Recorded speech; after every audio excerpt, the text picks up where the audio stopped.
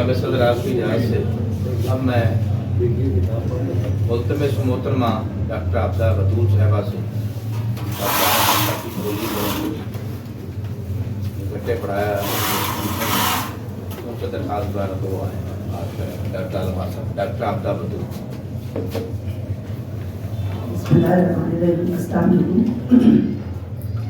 Doctor आलम खान साहब के बारे में कुछ भी कहना मैंने तो कभी सोचा भी नहीं था कि हमको ये वक्त आएगा और हम उनके बारे में इस तरह से बात करेंगे।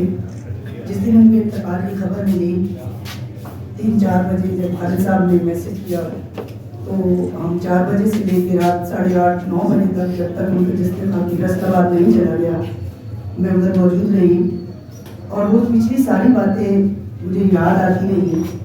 और एक शेर वो शायर ने कहा था ना कि जाते हुए हाथ मिलाकर नहीं गया वो क्यों गया है ये भी बताकर नहीं गया।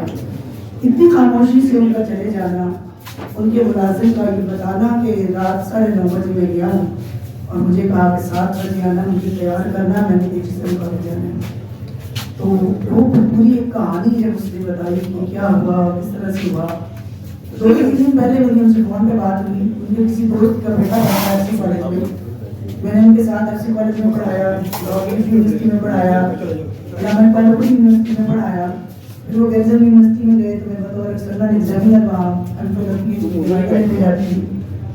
खामोश तबीयत मगर दूसरों का घर पर दुख जो है वो उनके हम बहुत ज़्यादा था। एफसी कॉलेज में ज़्यादा लंबा अरसा तक नौकरी ना कर सकने की एक वजह भी यही थी कि वो देहात से आए मजदूर और गरीब लोगों के बच्चे और रूरल एरिया से आए बच्चों के साथ बहुत ज़्यादा मोहब्बत और शफकत करते थे। तालिब इल्म से बहुत मोहब्बत करते थे जिसकी कुछ जेलसी भी कॉलेज के अंदर पाई जाती थी। और वो तालिब इल्म आज भी उनके साथ मिले हुए बच्चों की तरह बच्चों से भर के बात करते हैं। डॉक्टर आलम खान से जब भी बात होती कुरतुल्लाह हैदर को बहुत पसंद करते थे, उनके बहुत मदार थे और कोटेशन सुनाया करते थे। मैंने एक दफ़ा चेक किया, मैंने इतनी ज़्यादा चीज़ें इतनी रवानी के साथ, और मुझे हैरानी होती थी कि जब वो कोई इक़्तिबास पढ़ते थे ऐसा लगता था जैसे किसी हाफिज़ ने हिफ्ज़ किया हो, मिनॉन उसी तरह का। किसी शख्स के बारे में बात करना तो उन्होंने कहना छोड़े मैडम कोई बात नहीं, किस पर बात ना करें। खैर वो उनका ज़र्फ जो मेरे साथ करके ये मेरा है जो मैं कहता हूँ।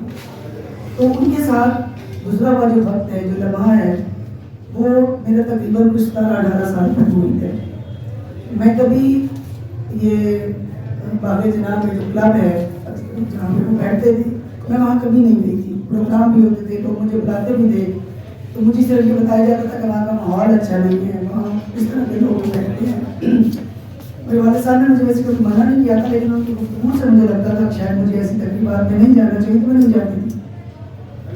इवन मेरे उस्ताद मोहतरम डॉक्टर तारिक अजीज साहब वो जिनकी वजह से मैंने एफसी कॉलेज से अपने अबू का आगाज़ किया था, जो मुझे घर से बाहर निकालने वाले थे, मैं उनके कहने पर भी नहीं जाती थी। डॉक्टर आलम खान साहब को जब पता चला तो उन्होंने एक मीटिंग रखी वहाँ पे, डॉक्टर रियाज कदीम, मैं और डॉक्टर आलम खान बाहर ग्राउंड में उन्होंने कुर्सियाँ लगाई, चाय मंगवाई, खाना खिलाया और कहा कि मैडम आप आया करें, ऐसी कोई बात नहीं जो लोग आपको बताते हैं।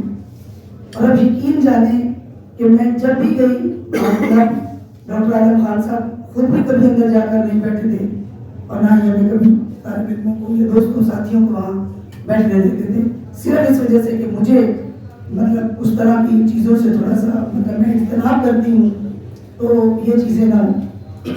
उन्होंने जब घर चेंज किया तो हम सारे तालिब इल्म और पुलिस मुबारकबाद देने के लिए मिलने के लिए गए। तो मैंने एक जुमला बोला, मैंने कहा सर ये आप कहाँ हैं, ये तो इतनी अजीब सी जगह है और यहाँ तो नहीं मज़ा आ सकता।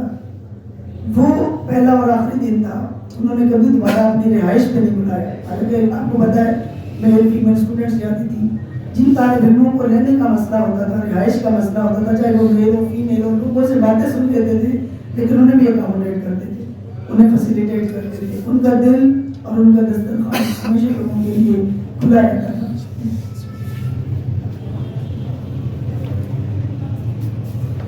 मैंने एक छोटा सा शेर लिखा पंजाबी का, डॉक्टर आलम खान साहब की खामोशी, उनकी मोहब्बत, लेकिन उनकी तन्हाई जो थी वो तन्हा क्यों रहते थे।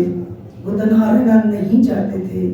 اس پر کبھی کسی نے بات نہیں کی تھی. میں ان سے پوچھا کرتی تھی سر آپ کیوں رہتے ہیں, آپ کا بیٹا ادھر ہے, کیوں نہیں جاتے ان کے پاس, کیا وجہ ہوگی؟ پھر وہ ساری باتیں انہوں نے مجھے بتا دی کہ یہ ہوا ایسے ہے ویسے ہے, وہ ننیال میں بڑے بڑے ہیں, وہ چھوٹے تھے, میں نے ان کے ساتھ اس طرح سے نہیں بن سکی.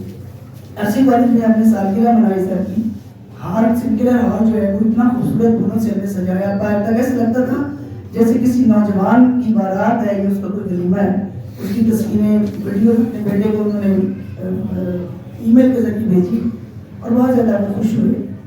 تو جب دوست احباب بات کرتے تھے میں ان پہ باقاعدہ لکھوں گی, پھر کسی وقت ابھی تھوڑا عرصہ گزر جائے تو پھر میں نے کہا کہ مجھے ڈاکٹر عالم خان صاحب کی جو شخصیت ہے وہ یوں لگتی ہے, میں نے پنجابی کا ایک چھوٹا سا شعر کہ اندر چیکا مار رہا ہے, اندر چیکا مار رہا ہے, پلیاں ڈائے ہساڑیے. تو یہ چیز جو تھی نا یہ ان کی ہاں مجھے بہت سنائی دیتی تھی. ان کی تنہائی پہنچتی تھی لیکن وہ کبھی کسی کو محسوس نہیں ہوتے تھے. وہ اکیلے رہتے تھے لیکن کوئی آ جاتا ان سے ملتا محبت سے تو اس سے قرض دار رہتے, وہ سرشار ہو جاتے. ان کا دل چاہتا کہ یہ نہ جائے, یہ ادھر ہی بیٹھا رہے میرے پاس, یہ مجھ سے باتیں کرے. اور ہمیشہ دوسروں کو بڑھ چڑھ کر انہوں نے جو کام کرنا, مدد کرنی. میں نے بہت ساری چیزیں ان سے سیکھی کہ جو مزدور طبقے کی بات کرتے تھے وہ عملی طور پر وہاں ایف سی کالج میں رہنے کے دوران لیڈس یونیورسٹی میں بھی جو پی ایمز یا خاکروں یا سویپر یا مالی یا گارڈ ہوتے تھے نا ان کی آؤٹ آف دا وے جا کے مدد کرتے تھے. وہ ان کے اتنے مداح ہوتے تھے, وہ کسی اور کا انتظار کریں نہ کریں, وہ ڈاکٹر عالم خان صاحب کے کالج میں آنے کا انتظار ضرور کرتے تھے. ان کی شخصیت پر باقاعدہ ادبی تحریر قرض کی صورت موجود ہے. وہ پھر انشاءاللہ دنیا جو میرا کلام بہت زیادہ خراب ہے, اللہ تعالیٰ میں طریق رحمت کرے. اور ایک وہ شعر آپ سب دوستوں کو دیکھ کر کے جب سے اس نے شہر کو چھوڑا ہر رستہ سنسان ہوا, جب سے اس نے شہر کو چھوڑا ہر رستہ سنسان ہوا, اپنا تو کیا سارے شہر کا ایک جیسا نقصان ہوا.